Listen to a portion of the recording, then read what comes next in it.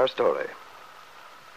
In a hospital in Los Angeles, Paul Cromwell stepped out of the elevator into the quiet, clinical, white-tiled corridor. He was on his way to see Lisa Fenner for his daily visit. Lisa Fenner, to whom the words of Dr. Gordon were still very vivid. I can't believe that you would willingly give up your child for adoption. No matter how ideal the arrangement or how difficult your own situation, if you really understood how much is at stake. As I said, I've seen a great deal of suffering in my time, and so much of it might have been avoided. The wise, tender guidance of a loving mother is a boy's most precious possession. Nothing can take its place. I hope you'll think that over, Mrs. Fenner. Paul's visit, which was so important each day to Lisa. She looked forward to it so eagerly.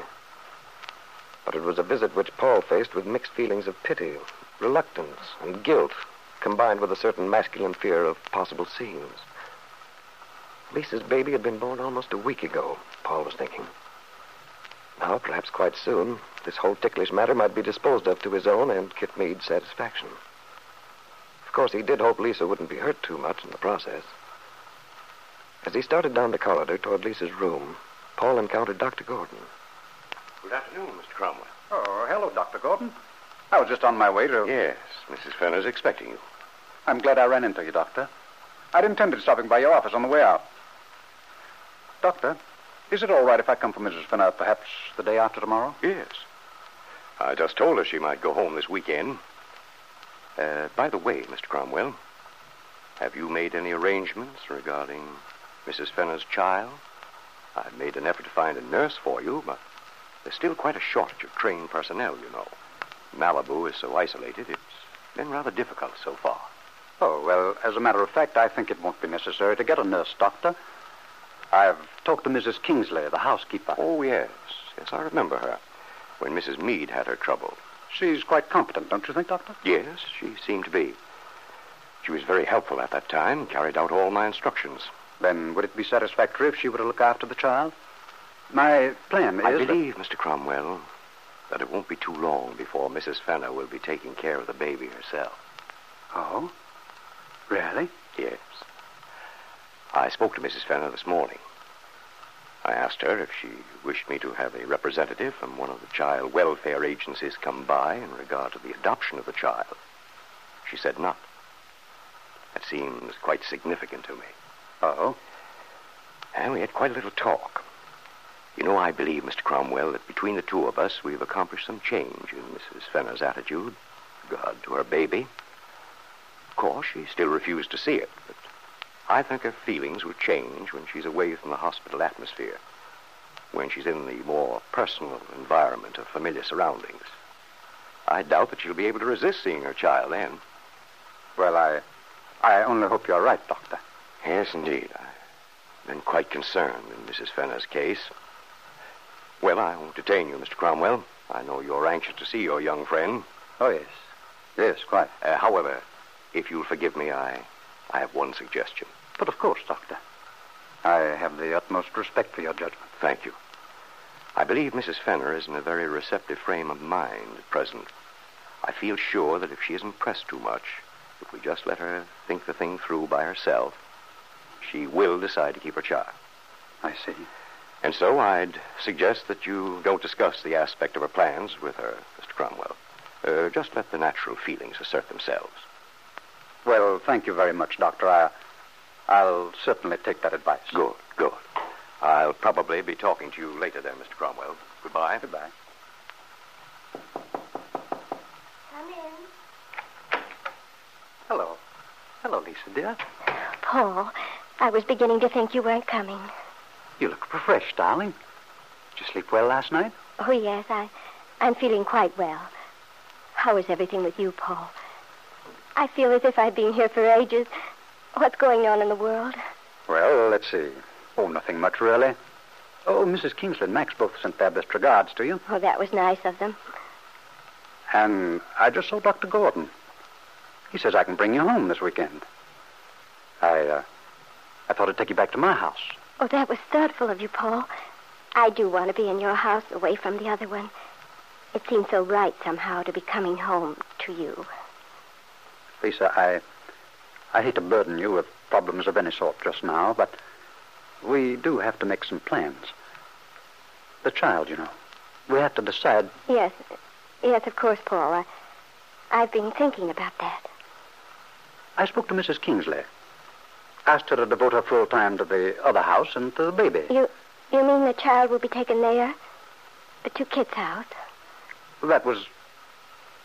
Well, it seemed the best plan. Yes, I suppose it is. Well, I suppose Kit will still be there.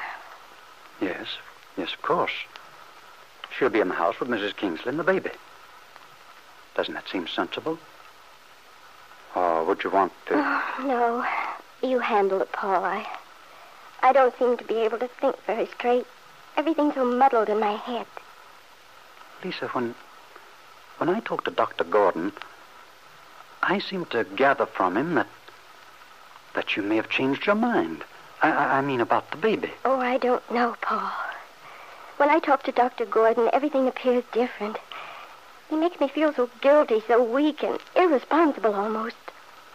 All the thoughts I've had, everything that seemed, well, sensible, begins to look just the opposite. Please, Lisa, don't upset yourself. Everything's... Oh, but when I talk to you, Paul, it's all different. It seems so right, so logical.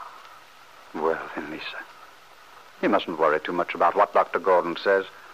After all, he doesn't know the whole story. Yes, I know.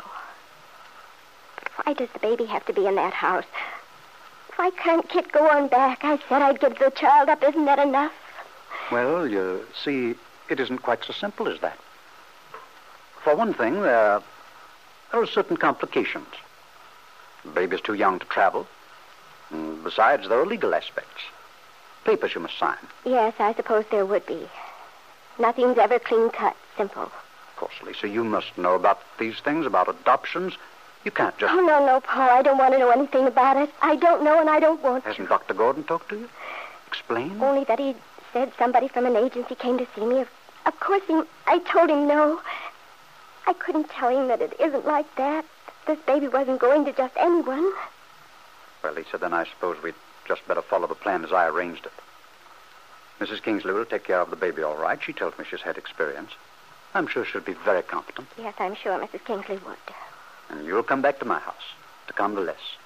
Get your strength back. Yes, Paul, whatever you say. In the long run, I'm sure this plan's the best one for everyone. Aren't you? What's the matter, Lisa? Paul, tell me you're sure this isn't a mistake. Oh, Lisa.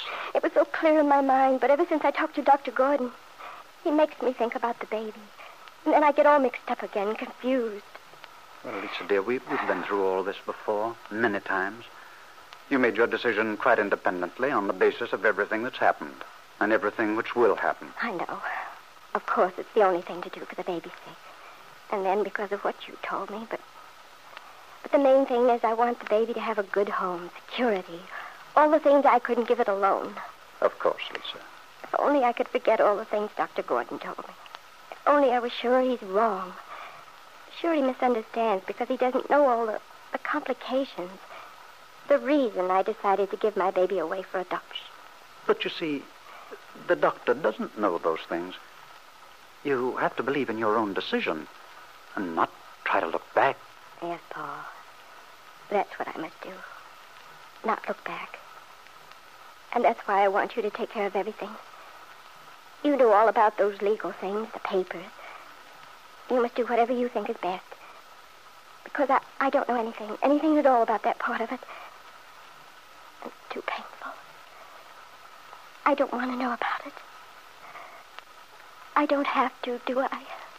No, Lisa, you don't. I'll handle everything. Paul Cromwell should have said he and Kit would handle it. In a little while, Paul said goodbye to Lisa. As he drove back to Malibu, he felt a return of confidence as he recalled Lisa's last words, stored them away carefully in his mind. The lawyer had said adoption couldn't be taken care of in this state, not as they'd planned. But if Lisa was so innocent of the knowledge of the legal ramifications, if she didn't even want to know about it, perhaps something could be worked out. Yes, that might simplify everything.